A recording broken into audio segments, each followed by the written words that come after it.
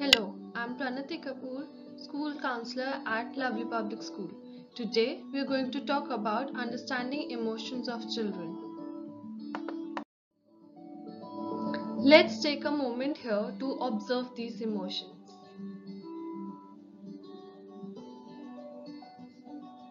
Did you notice any emotion shown here that you might be feeling right now? These emotions will be different for each one of us.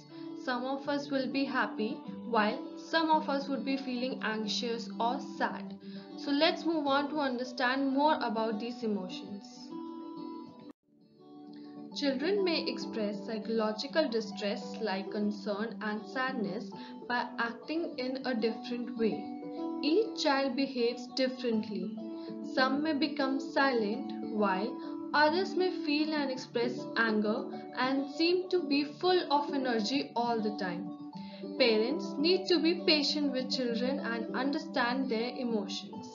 It is important to remember that all emotions are valid and parents need to understand them with empathy. It is important to communicate effectively with children. Parents need to understand that children more than often reflect or show the emotional responses same as their parents. Therefore, when adults feel calm and clear, it is easier to explain difficult information clearly and calmly to the children.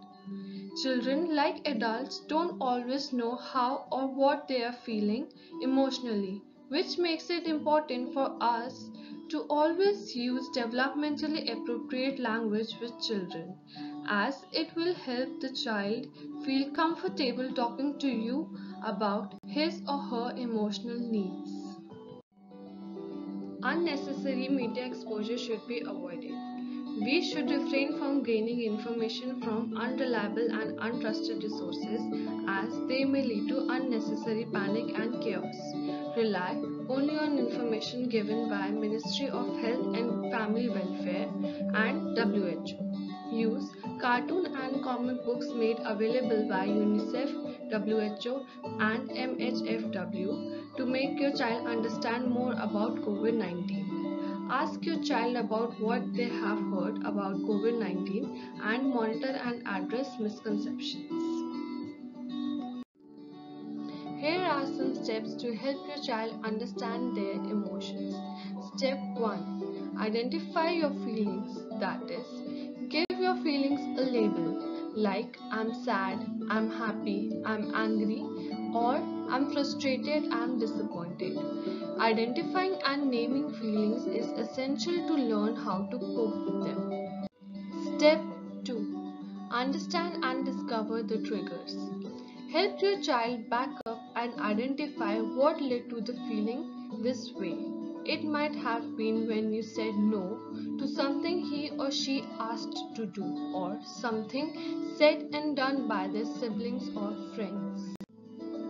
Step 3. Accept your emotions. Let the child know that everyone feels these emotions sometimes and that there's a right and a wrong way to express them.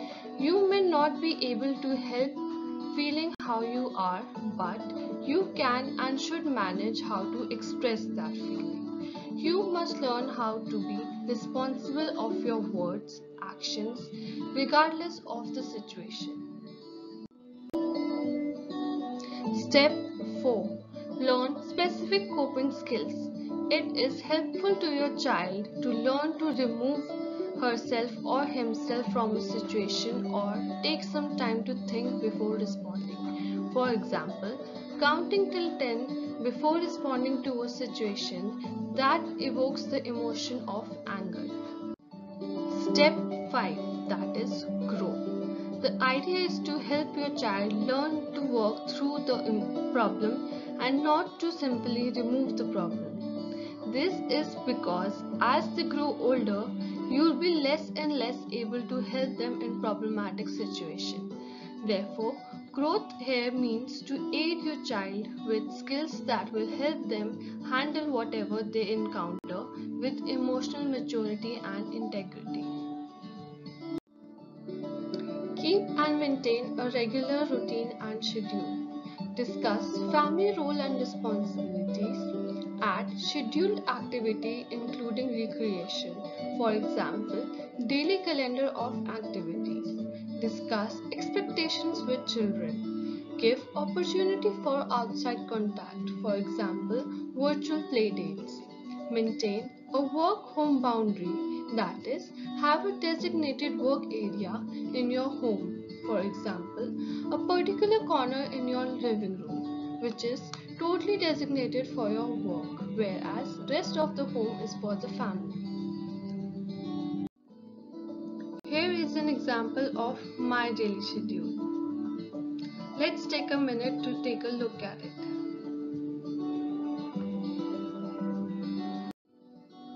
Here is a small activity for the students. Instructions for the activity are as follows. First, imagine that you have placed your emotions in a small box. What would that look like? Second, what led to feeling you this way? And third, what can be done to change the way you are feeling? You'll have to draw in a small box what you are feeling. This box can be made on an A4 size sheet or on a copy whatever is available with you. Second, you'll have to write a small paragraph on what led you to feel this way. And later, you'll have to write another small paragraph on what can be done to change the way you are feeling. This can be done with the help of your parents. Once the activity is done, you will have to click a picture of it and send it over to your WhatsApp group.